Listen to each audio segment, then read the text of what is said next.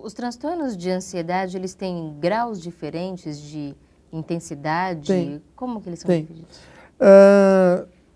Olha, para uma pessoa, a gente estava falando em saúde no começo do programa, né? Já vou completar a sua pergunta. Uma pessoa hoje, os maiores males para nós humanos, dentro do ponto de vista assim, psicológico, médico, é o quê? Colesterol, tá? Glicemia, né? Que seria a pessoa ter glicose, aumento de glicose, e ansiedade. Tá? Somado esses três, o estresse. Quem não tem esses 4 índices na sua vida é uma pessoa praticamente sã.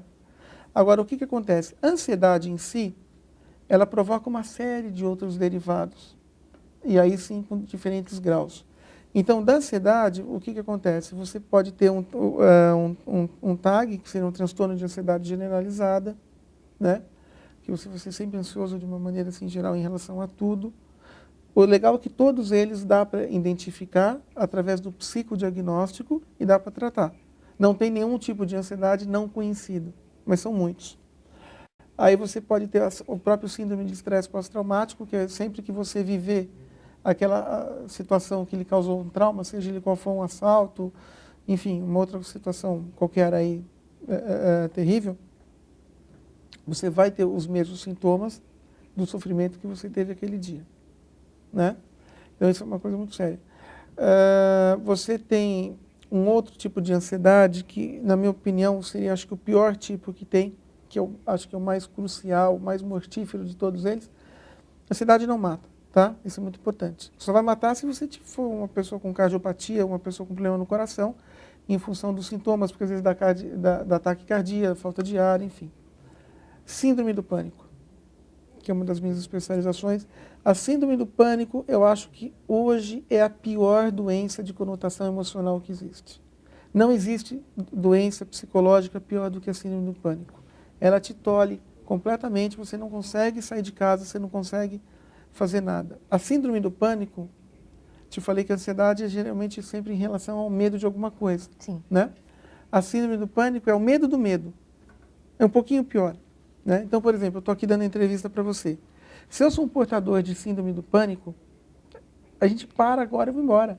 Eu abandono, eu não falo nada, não falo nem tchau. Então, assim, a pessoa não consegue ficar na fila do banco para pagar uma conta, então ela não consegue ir num restaurante para se divertir, não importa qual seja a função naquele momento, se é diversão, se é trabalho, se é lazer, entende? O medo é tão grande que ela perde ela não consegue, todas as forças, a razão. Exato, porque, Camila, o sentimento, os sintomas, eles são muito fortes.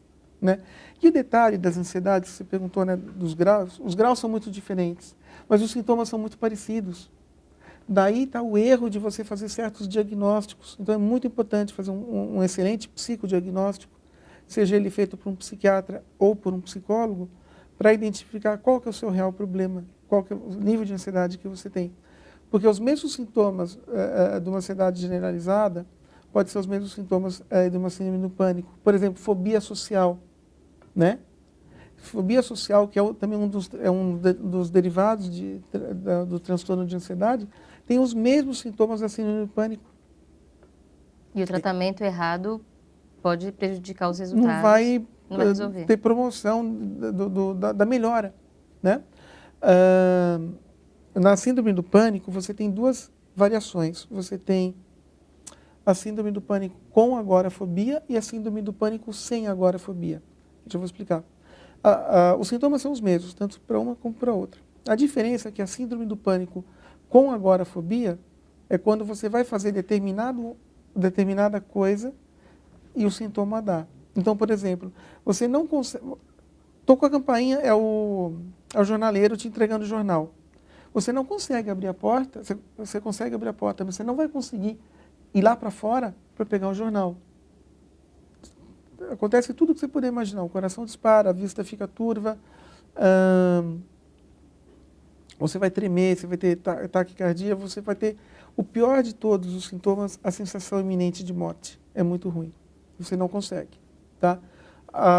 Uma pessoa que tem agora o transtorno de síndrome de pânico com agorafobia não consegue ficar numa fila, seja ela qual for, não pode ser de banco. Um correio, ela não tem condição. Do mesmo jeito que ela sabe que se ela tiver qualquer atividade para fazer em determinada hora, naquela hora ela não vai conseguir fazer aquela atividade, ela vai cessar aquela atividade por completo, prejudicando aí o seu dia, as suas atividades práticas, o seu pragmatismo, enfim, a sua saúde de uma maneira geral, né? Porque tudo é afetado. Não? Aí, quem tem esses problemas, a saúde mental, física, orgânica, financeira, acadêmica, todas elas vão ser prejudicadas.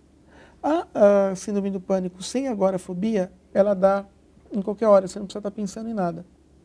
Ela simplesmente dá em função aí da necessidade que o corpo tem de manifestar, né? Geralmente é cíclico, pode ter de 2 até 5 vezes por dia a frequência, e cada duração pode variar entre 20 e 30 minutos. Então, é uma coisa assim, muito forte. Outra coisa que a ansiedade pode desencadear também, o transtorno obsessivo compulsivo, que é motivado também pelo transtorno de ansiedade.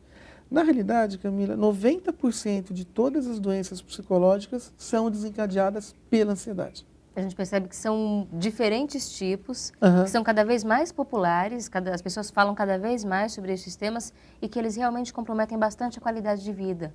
As pessoas realmente alteram o seu jeito de viver, o seu convívio social por esses transtornos de ansiedade. É por isso, então, que a gente vai conversando mais sobre este tema e no próximo bloco em especial a gente vai falar sobre como vencer isso, como ajudar essas pessoas, como que elas podem tentar prevenir, será que dá para evitar esse tipo de problema? Como que os pais, então, hoje com crianças cada vez mais ansiosas, devem agir para evitar isso? A gente conversa sobre tudo isso depois do intervalo, aqui no programa Viver é Melhor.